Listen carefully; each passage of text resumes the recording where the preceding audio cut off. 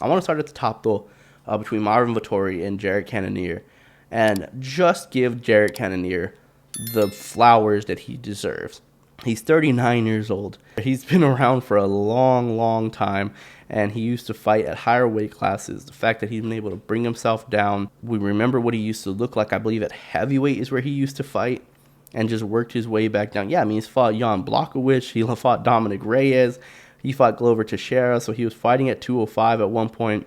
He was fighting at heavyweight at one point, and now he's worked his way down to middleweight, and he's looked better than ever. He's fought everybody. He's fought the top of the top, the best of the best, and now he has an opportunity against Marvin Vettori, and, you know, a lot of people were giving him a little bit of slack in his last fight against Sean Strickland, thinking that Strickland won. He started fading a little bit in the fourth and fifth round. Strickland started pouring it on a little bit better, but he wins that fight. He gets Marvin Vettori, and now you have a chance to go on a 2-fight win streak, and hopefully you get yourself back to Israel Adesanya. But man, did he look amazing. Man, did Jared Cannonier look good. And for Marvin Vettori, I mean, what do you have to hit that guy with? Like, it would take a nuclear bomb to the face in order for Vettori to hit the deck. Like, those shots that he was eating from Cannonier. Cannonier is not a pepper you up type of Sean Strickland fighter where, you know, it's going to be volume, punches and volume that's going to get you out of there. Like, Cannonier has power. Cannonier can hit hard, and he landed on Vettori flush multiple times, and Marvin just eats them. Marvin just does what he does and eats all of them. Keeps walking forward. Marvin Vettori is an absolute warrior. The guy comes to fight, but man, did he take a beating. Jared Cannonier, I mean, he was just on. He was just on one. So congratulations to Jared Cannonier. What does that mean for him next? This is a scenario that I'm kind of wondering about. Cannonier gets overlooked a lot in the UFC. A lot of people constantly overlook Jared Cannonier for whatever reasons. But he's never really been on the front of people's minds whenever you're thinking about the division, whenever you're thinking about UFC fighters in general. He's never been on everybody's mind. Cannonier, for whatever reason, is one of those guys that kind of gets overlooked until he can't be overlooked. Leon Edwards comes to mind. Bilal Muhammad comes to mind. There's guys all over the place, women as well. They'll win and win and win, and then you're just kind of like, oh, yeah, they're in the top 5. I forgot. And then they beat, like, whoever's ranked number 2, and then you're like, oh, shoot, I guess we got to see him in a championship. And they just kind of sneak up on you. They don't really say anything outlandish. Their trash talk is limited to non-existent. That's just not who they are. And because of that, they don't get the shine that they deserve. They're not in the limelight. But there's a scenario. You have to look if you're the UFC. I think the UFC's already kind of stated that Robert Whittaker... No, I know for a fact that Dana White has stated that Robert Whittaker and Dricus du Plessis would be for the title fight, right? Whoever wins that fight, it's just a number 1 contenders fight. Whoever wins will fight Izzy. But yeah, let's just say with this performance, with how Cannonier looked against Marvin, I mean, he looked fantastic. Didn't get a knockout. I don't know who can knock out Marvin Vettori. But for Cannonier, it was such a dominant, such a good performance. What if Whittaker and DDP is a boring fight? What if it's not great? What if Whittaker kind of takes him down, holds him down? He wins, darn near every round, but he's not landing big shots. Dricus isn't able to really do anything. Whittaker's just a little too slick for him, and he just nullifies him and negates any of his attempts. And it becomes kind of a wrestling match that Whittaker's winning. What happens in that case? If Whittaker wins, and it's not a great performance, it's not a dominant performance from Whittaker, is there a scenario where Jared Cannonier can jump Robert Whittaker, considering the fact that Cannonier's fought Adesanya once and Whittaker's fought Adesanya twice? Do we really want to see Whittaker and Izzy a third time? And credit to Israel Adesanya for multiple reasons. One, he's overlapping the entire division. He's lapping them now. I mean, you're talking about a guy who is about to have a trilogy fight, where he's won every single one of them. I mean, you can say that about Alex Volkanovski as well. Volkanovski, the same thing with Max Holloway. He's starting to do the same thing where, he fought Max 3 times, but he beat Max all 3 times. 2 of them were close. One of them a bit controversial. I actually did give it to Max. Where in Izzy's situation against Whittaker, he knocked him out the first time.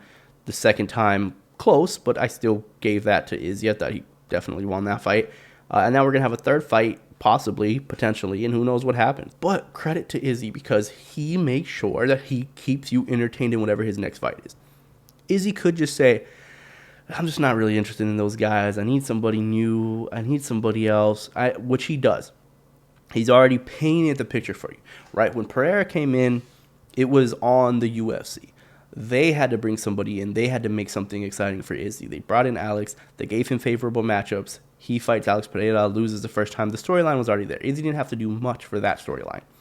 But after the fact that Izzy's had his eyes set on DDP, the fact that Dricus has the whole, like, I want to be the first real African champion, like, that's obviously going to rub all those guys the wrong way. Well, I mean, did those belts ever go to Africa? As far as I know, it came to America and New Zealand. I'm the African fighter in the UFC.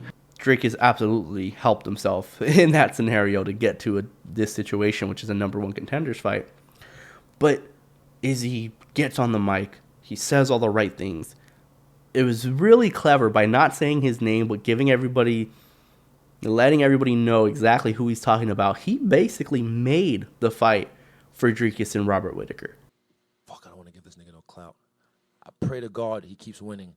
I will gladly drag his carcass across South Africa. By cutting that little promo that he did, he gave that fight to Dricus du Plessis. I don't know if the UFC goes in that direction if it isn't for Israel Adesanya having that statement, talking crap the way he did, calling him out the way he did. So credit to Izzy. He always makes fights interesting. He wants you to pay attention to what he has coming up next. And then he was just on the Flagrant podcast with Andrew Schultz and them, and he's talking about Robert Whittaker and what if Robert Whittaker wins. And he's like, I got something. If he wins, I don't want to tell you guys. He's like baiting. He's like, I don't want to tell you. And then finally he goes, fuck it, I'm going to tell you. If Whittaker wins, I'm submitting him. I already knocked him out. I don't even want to knock him out anymore. I don't even want to strike at him anymore. If he wins, I'm submitting Robert Whittaker. So now another headline, right? Another soundbite, another promo that's cut where it makes you interested. Okay, well, if Robert Whittaker wins, we've already seen it multiple times. We know Whittaker can't really stand and trade with Izzy. His size disparity is an issue. Whittaker's so slick. He's so good at getting in and out, but Izzy's just such a high-level striker, man, and his length, it just gives him so much problems. We don't really want to see it again. Maybe we think Whittaker can wrestle him a little bit earlier. I mean, the way that he was winning some rounds, he won a couple rounds in that fight with Izzy. The second time around, I mean, he just does that one more round. He's a champion. But do we really want to see that again? But when Izzy comes out and says, I don't even want to strike with him, I promise you I'm submitting this dude if we fight again. Now you're back interested. Now you're back invested. Okay, here you go. Izzy's giving these big promises of he's been working on his grappling game, and we see him with Craig Jones and all that, and you're interested. So my wonder is, after the fight that Jared Cannonier just had against Marvin Vettori, can Izzy sell you that fight? Is there a situation where Izzy goes, Whittaker's performance was boring, Cannonier deserves it again? I'm telling you guys, he was much more difficult to fight than you guys imagine. I wanted to kill him. I wanted to destroy him in that fight, and I couldn't do it. I couldn't find a way to get him out of there. He's so much better than you guys think. That was a really tough fight, and it excites me because this time around, I figured it out. This time, I'm knocking Cannonier out. I promise you guys I'm going to knock. Will he do something like that? Will he do something of that? Because Cannonier put himself in the position now to be able to get that conversation started. But will Izzy start that conversation? Because we know Jared Cannonier won't. Hey guys, thanks for watching this clip from the Sicko Sports Podcast. If you want to catch the full episodes, you got to head over to Spotify. Just type in Sicko Sports Podcast, or you can just click the link that's down in the description. Thanks as always. See you next time.